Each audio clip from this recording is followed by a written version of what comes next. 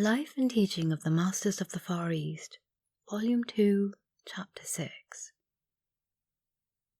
After we were again seated, one of our party turned to Emil and asked if he could acquire the art of healing. He said, "The power to heal can be obtained only as we learn to trace things out from their source.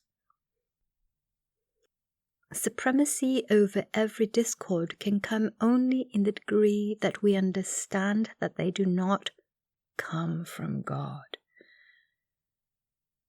The divinity that shapes your destinies is not a mighty person molding you as a potter molds his clay, but a mighty divine power within and all around you, and around and in all substance, which is yours to use as you will.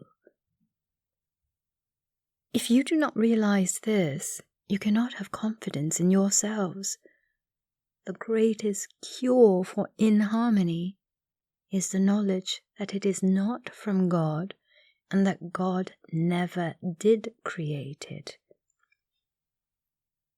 The brain has the quality of receiving and recording the vibrations of any object that the eye conveys to it. The vibration of the lights and shades and colors are all recorded. It also has the quality of reproducing these vibrations and projecting them out again, this time through the inner vision. Then we again see the picture the eye has conveyed. You are reproducing this in your camera every time you expose a sensitized plate. That plate receives and records the vibrations that the object you wish to photograph sends out. After the vibrations are received and recorded on the plate, you must fix the results on the plate if they are to become permanent so that you can see them.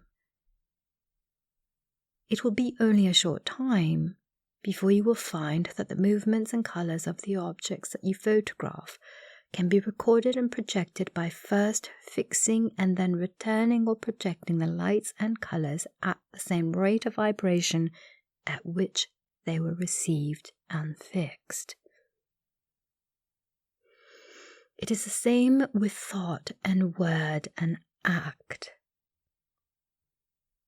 Each selective set of brain cells takes up and records its corresponding set of vibrations, and when these vibrations are repeated and projected, they can be reproduced just as they took place if the cells are held directly to their duty. There is also another set of selective brain cells that can receive, record, and fix the vibrations of the thoughts, acts, motions, and pictures that other bodies or forms send out. These vibrations can be again reproduced and projected, and you can so arrange these cells that you can reproduce the words and motions of these bodies or objects, and even the thoughts of those that send them out. Through these cells, you can assist others as well as yourself to control their thoughts. It is through these cells that accidents and calamities are brought about, such as wars, earthquakes, floods, fires, and all the trouble that mortal man is heir to. Someone either sees a thing happen or images it as happening. The corresponding vibration is fixed in the cells, sent out to be impressed on the corresponding cells of other brains, then projected back until the thing is so fixed that it happens.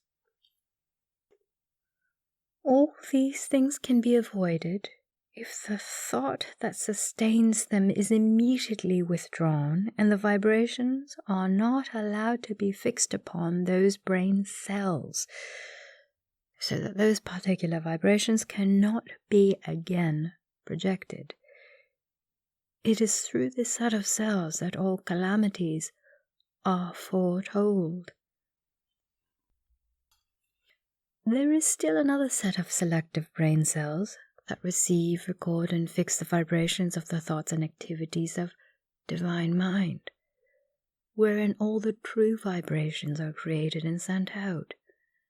This divine mind, or God, pervades every substance and is always sending out divine and true vibrations, and if we hold these cells to their true office, we are able to receive and send out the same true and divine vibrations that we receive from divine mind. We do not have the divine mind, but we have the cells that receive and project the vibrations of the divine mind. There was a pause and a deep silence. Then a picture appeared upon the wall of the room. It was still at first, but in a moment it became animated, and after the lapse of another moment, the scene began to change. Scenes that could represent those enacted in any or all of the more prosperous business centers of the world came flooding in. While they were changing very rapidly, there was sufficient time for us to recognize and name many familiar places, and one in particular, a reproduction of the scenes enacted when we landed in Calcutta. A reproduction of scenes enacted when we landed in Calcutta in December 1894. This was long before we even heard of the cinema or motion picture. Yet these pictures depicted and brought out all the movements of the human form and other objects. These pictures continued to pour in at intervals of about 1 minute's duration for nearly an hour. While these pictures were passing, Emil said, "These pictures represent the conditions that exist in the world today. You will note the air of general peace and prosperity that prevails over a greater portion of the earth.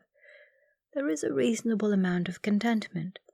The people seem undisturbed and generally happy. But underneath, there is a seething cauldron of discord, generated by man's own ignorant thinking. There is hate, intrigue, and discord among nations. Men are beginning to visualize great military establishments, the like of which was never before known on earth. While we are doing everything in our power to bring out the good, our combined efforts will not be sufficient to sway those who are determined to rule in their own might. If they are able to perfect and launch their diabolical plans, and this we fully expect they will do, for people and nations are sleeping just when they should be awake and thinking, within a few years you will see enacted pictures like these. Then 10 or 12 war scenes came trooping by. There were scenes that we never dreamed could actually take place, and we gave them but little thought. Emil continued, "We are hoping, almost against hope, that these can be averted.